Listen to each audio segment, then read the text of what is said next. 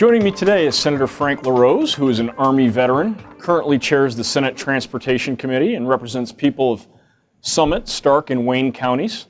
The Senator just spent some time with one of our small business members discussing various state policy issues, and thank you for being here with us today, Senator. Thanks, Sante. Glad to be here. One of the things I think we wanted to talk about with you briefly today were really two issues. One being the state budget being in the middle of its process, and then two, some of your work in the Congressional redistricting process. First, we know that a state budget must be completed by the end of the month here in June. Can you give our viewers a little bit of a sense of that process and some of the issues that are being discussed? Yeah, it's a multi-step process. It starts out with the governor proposing a budget. Then the House gets to deliberate on that for several weeks, and the House passes their version of the budget. It comes over to us in the Senate, and that's where we are right now. The Senate is working on the budget, and we're going to roll out our version of the budget here soon.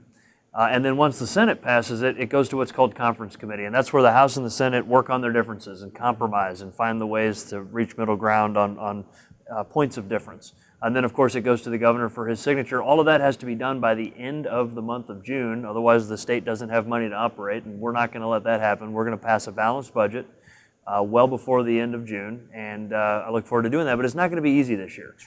We've got a difficult scenario in the state of Ohio, not unlike what your members deal with, where they've got to balance their budgets. If the money going out doesn't match the money coming in, then they've got a real structural problem there. And so we're making sure to make the cuts that we have to make so that the state can live within its means, because we're not going to go to small business owners and ask them to send more money to Columbus. That's something I'm opposed to anyway.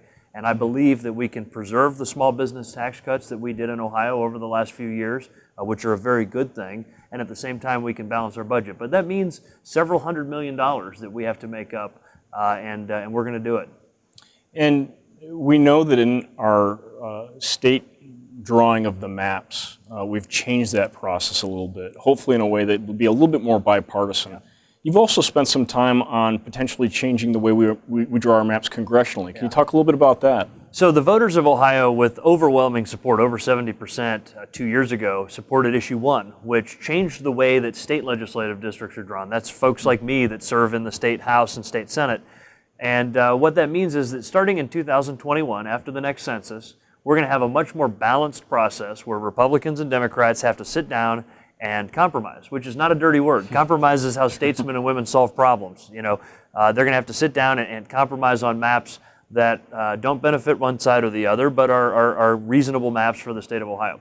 That reform has not happened for congressional districts, and there are a lot of people that think that it should happen, myself included.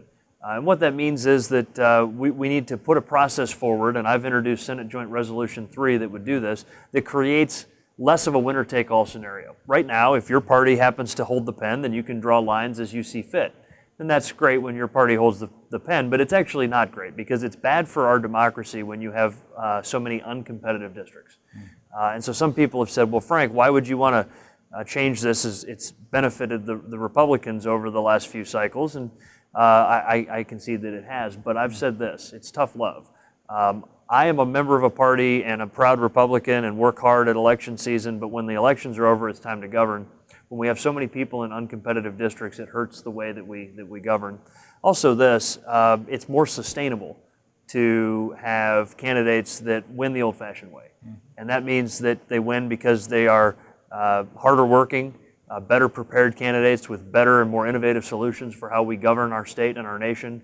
Republicans will win consistently because we're better candidates with better ideas for how our state and nation can go forward. It's not sustainable to win by rigging the lines. And so I've proposed a way to do that that is more balanced than what you see with the citizen initiative that's underway right now. And that's why I hope that my colleagues will take that up. Senator, thank you for your time today. Thanks, Sante. And thank you for joining us on another GCP Insight. Look forward to another one as well in the very near future.